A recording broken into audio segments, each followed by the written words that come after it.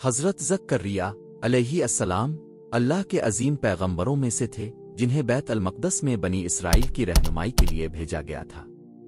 اپنے بلند مقام کے باوجود وہ انتہائی عاجزی کی زندگی گزارتے تھے اور اپنی روزی کمانے کے لیے بڑائی کا کام کرتے تھے۔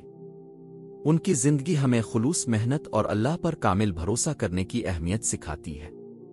نبی علیہ السلام نے فرمایا، زکریا علیہ السلام لکڑی کا کام کرنے والے تھے۔ صحیح مسلم 2379۔ اس حدیث سے پتہ چلتا ہے کہ اللہ کے نبی بھی محنت سے روزی کماتے تھے۔ امام نووی رحمہ اللہ نے اس کی وضاحت کرتے ہوئے کہا کہ یہ پیشہ زکریا علیہ السلام کی عاجزی اور دوسروں پر بوجھ نہ بننے کی عادت کو ظاہر کرتا ہے۔ نبی علیہ السلام نے یہ بھی فرمایا، اپنی محنت سے کمائی ہوئی روزی سے بہتر کوئی کھانا نہیں ہوتا۔ صحیح بخاری 2072۔ یہ احادیث ہمیں سکھاتی ہیں کہ ایمان اور محنت ساتھ ساتھ چلتے ہیں۔ اللہ کے نیک بندے نہ صرف عبادت کرتے تھے بلکہ اپنے ہاتھوں سے محنت کر کے روزی بھی کماتے تھے۔ اپنے پیشے کے علاوہ زکریا علیہ السلام بیت المقدس مسجد اقصی کے نگران بھی تھے، جہاں وہ نماز پڑھاتے، واز فرماتے اور اپنی قوم کی رہنمائی کرتے تھے۔ لیکن اپنی گہری ایمانداری کے باوجود ان پر ایک بڑا بوجھ تھا۔ وہ اور ان کی بیوی بہت بوڑھے تھے اور بے اولاد تھے، ان کا کوئی جانشین نہیں تھا جو ان کے مشن کو جاری رکھ سکتا۔ اللہ تعالیٰ نے عمران کے خاندان کو عزت بخشی اور انہیں پہلے کے عظیم انبیاء سے جوڑا۔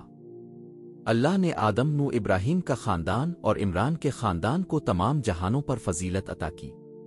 یہ سب ایک دوسرے کی نسل سے تھے، اور اللہ سب کچھ سننے والا، سب کچھ جاننے والا ہے۔ عمران کی بیوی، جن کا قرآن میں نام تو نہیں لیکن روایات میں انہیں ہان نہ کہا جاتا ہے، ایک نیک خاتون تھیں جو اولاد کی شدید خواہش رکھتی تھیں۔ ایک دن جب انہوں نے ایک پرندے کو اپنے بچے کو کھلاتے دیکھا تو ان کا دل بھر آیا اور انہوں نے یہ دعا کی، اے میرے رب، میں نے اپنے پیٹ میں جو ہے اسے تیری خدمت کے لیے خاص کر دیا ہے، پس تو میری طرف سے اسے قبول فرما، بے شک تو ہی سننے والا جانے والا ہے۔ سورۃ العمران 3:35۔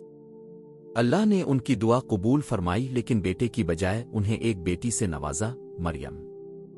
حنہ کو ابتدا میں حیرت ہوئی لیکن انہوں نے اللہ کی مرضی کو تسلیم کرتے ہوئے کہا، اے میرے رب، میں نے ایک لڑکی کو جنم دیا ہے، حالانکہ اللہ ہی بہتر جانتا تھا، میں نے اس کا نام مریم رکھا ہے اور میں اسے اور اس کی اولاد کو تیری پناہ میں دیتی ہوں شیطان مردود سے۔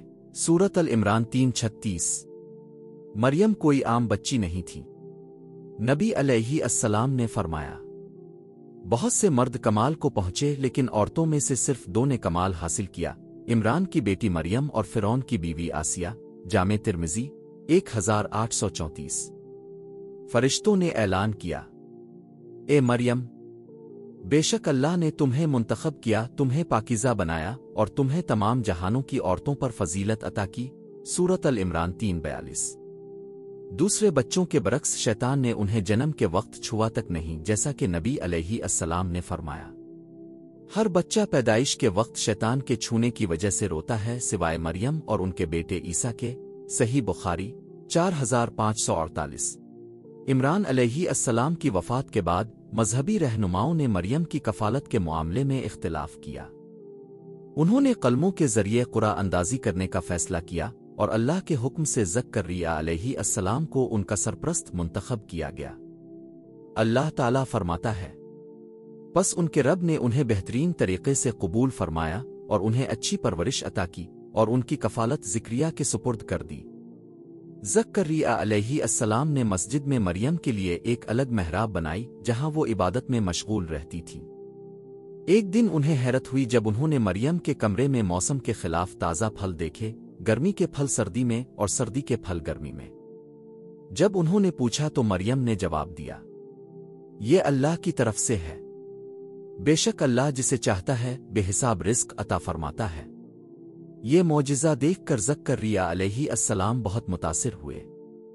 اگر اللہ مریم کو ایسے تحفے دے سکتا ہے تو کیا وہ انہیں بڑھاپے کے باوجود اولاد نہیں دے سکتا؟ امید کی نئی کرن کے ساتھ زکریا علیہ السلام نے دستن دعا بلند کیا، اے میرے رب، میری ہڈیاں کمزور ہو گئی ہیں اور میرے سر کے بال سفید ہو چکے ہیں، مگر میں نے کبھی تجھ سے دعا کر کے مایوسی نہیں دیکھی۔ مجھے اپنے بعد اپنے رشتہ داروں کے بارے میں خدشہ ہے اور میری بیوی بانجھ ہے۔ بس اپنے فضل سے مجھے ایسا وارث عطا فرما جو یعقوب کے خاندان سے نبوت کا وارث بنے۔ اللہ نے فوراً ان کی دعا قبول فرمائی۔ اے زکریا، ہم تمہیں یحییٰ نامی بیٹے کی خوشخبری دیتے ہیں جو اللہ کے کلمہ کی تصدیق کرے گا، ایک معزز اور پرہیزگار نبی ہوگا۔ حیران زکریا علیہ السلام نے پوچھا، میرے رب، میرے ہاں بیٹا کیسے ہو سکتا ہے جبکہ میری بیوی بانجھ ہے اور میں خود انتہائی بوڑھا ہو چکا ہوں؟ فرشتے نے جواب دیا، ایسا ہی ہوگا۔ تمہارا رب فرماتا ہے، یہ میرے لیے آسان ہے، جیسا کہ میں نے تمہیں پہلے بھی پیدا کیا تھا جب تم کچھ بھی نہیں تھے۔ تصدیق کے طور پر اللہ نے زکریا علیہ السلام کو 3 دن تک گونگا کر دیا۔ وہ اشاروں سے بات کرتے، اپنی قوم کو صبح و شام اللہ کی تسبیح کرنے کا اشارہ دیتے۔ کچھ عرصے بعد ان کی بیوی حاملہ ہوئی اور یحییٰ علیہ السلام کی ولادت ہوئی، ایک ایسا بچہ جو بچپن ہی سے حکمت، تقوی اور نبوت کے ساتھ ممتاز تھا۔ اللہ تعالیٰ نے قرآن میں یحییٰ علیہ السلام کی تعریف فرمائی۔ اے یحییٰ، کتاب کو مضبوطی سے تھام لو، ہم نے انہیں بچپن ہی میں حکمت، رحم اور پرہیزگاری عطا کی۔ وہ نہ تکبر کرنے والے تھے نہ نافرمان۔ ان پر سلام ہو اس دن جب وہ پیدا ہوئے، جب انہیں موت آئے اور جب وہ دوبارہ زندہ اٹھائے جائیں۔ حضرت عیسیٰ علیہ السلام کی آمد کی تیاری میں ان کا کردار۔ یحییٰ علیہ السلام نے بعد میں لوگوں کو حق کی طرف رہنمائی کرنے میں اہم کردار ادا کیا، جو حضرت عیسیٰ علیہ السلام کی آمد کی راہ ہموار کر رہا تھا۔ کہانی سے اہم سبق: اللہ کی ہر چیز پر قدرت۔ وہ بوڑھوں اور بانجھوں کو اولاد دیتا ہے، جیسا کہ اس نے مریم کو معجزانہ رزق عطا کیا۔ دعا کی اہمیت: زکریا علیہ السلام کی مخلصانہ دعا ناممکن حالات کے باوجود قبول ہوئی۔ عاجزی اور اللہ پر بھروسہ: زکریا علیہ السلام کی سادہ زندگی اور غیر متزلزل ایمان اللہ کے منصوبے پر بھروسے کا مظہر ہے۔ ایمان کی نشانی کے طور پر معجزات، بے موسم کے پھل اور یحییٰ علیہ السلام کی پیدائش ہمیں یاد دلاتے ہیں کہ اللہ کا حکم فطری قوانین سے بالاتر ہے۔ زکریا، مریم اور یحییٰ علیہ السلام کی کہانی ہمیں سکھاتی ہے کہ اللہ کے لیے کچھ بھی ناممکن نہیں۔ چاہے حالات کتنے ہی ناامید کن نظر آئیں، مخلصانہ دعا اور اللہ پر بھروسہ معجزات کو جنم دے سکتا ہے۔ بے شک اللہ جو چاہتا ہے وہی کرتا ہے۔ ہم ان کے پختہ ایمان سے سبق حاصل کریں اور ضرورت کے وقت ہمیشہ اللہ کی طرف رجوع کریں۔ آمین۔